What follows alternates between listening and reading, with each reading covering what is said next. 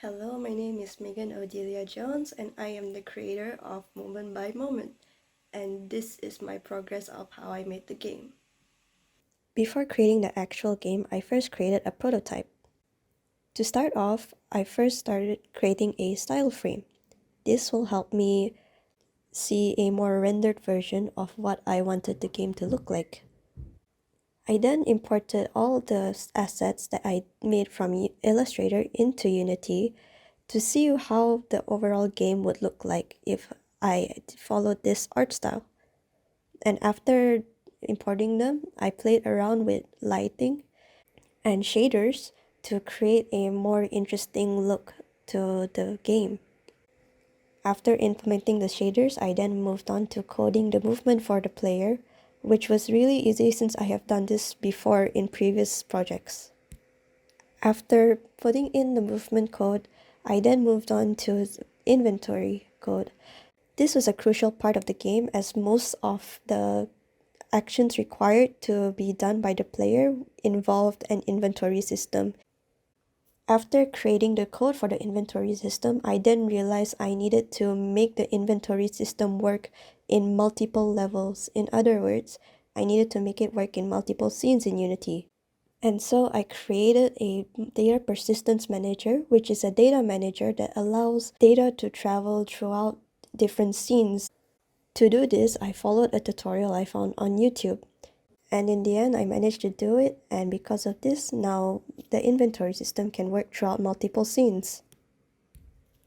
Once that was done, I then had a final prototype. After that, the prototype was complete and I was able to send it for user testing.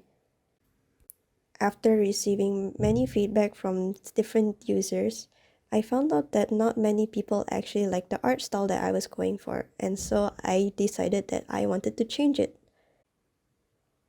This was by no means an easy decision, however, I feel like it was a necessary one.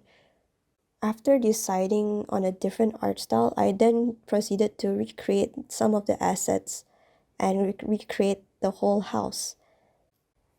Initially, I had planned to just show a few rooms in Thomas's house for his memories. However, when recreating the assets, I figured it would be much more better if the players could see the whole house rather than a few rooms. This would not only allow players to see Thomas's life better, but they would be also to see how the house itself has changed throughout the time. After creating the houses, I then moved on to create the items that the players would use throughout the game. After that, I made Thomas and his parents, and this was quite hard since Thomas grows up over time. I had to create multiple versions of him. After that, I went back into Unity to import all the assets so I could finally create the finished product. One of the feedbacks that I got during the initial prototyping of the game was that the initial interaction system wasn't working well. Initially, the players would have to press F in order to give or inspect items around the house, which was kind of inconvenient since occasionally the F button wasn't working well. And so instead of pressing F, I had decided that the users would instead point and click at items in order to interact with it. However, I would also require the player to move to collect items so that the players would actually move around the house. After implementing that, I went on to implement a dialogue system. The implementation of the dialogue system was thanks to Fungus, which is a free and open source storytelling tool that I had used in the past for previous dialogues. After that was done, I then went on to create different levels in the game. Before making the levels, I initially planned for 24 levels. The reason why is because Thomas actually lived until the age of 24, and so I wanted to create one level each for his age. However, due to the time crunch, I had to cancel half of the levels and leave out only the important parts. Throughout the levels, there were meant to be mini games for some of them. So I created some codes such as the drag and drop codes for players to be able to drag and drop items to solve those puzzles.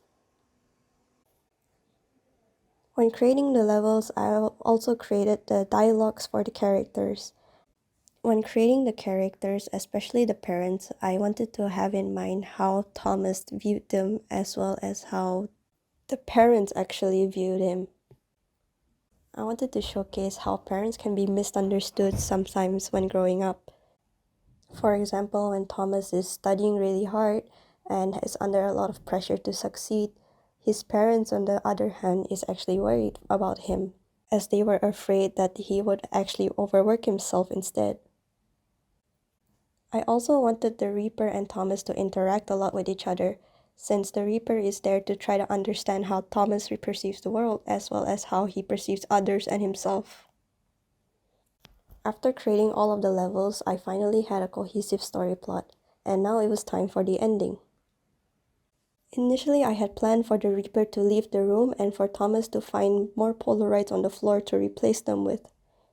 But the more I wrote the Reaper's dialogues, the more I felt like it was very out of character for him to do so, and it wouldn't really make sense story-wise for him to suddenly leave the room.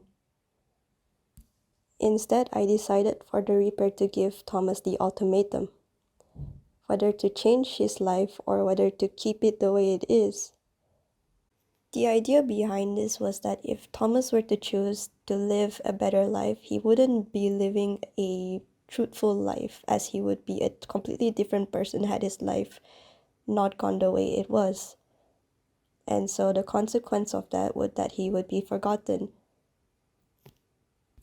Where on the other hand, if the player were to choose to keep his life as it is, he would end up with flowers around his grave, symbolizing that he actually appreciated life.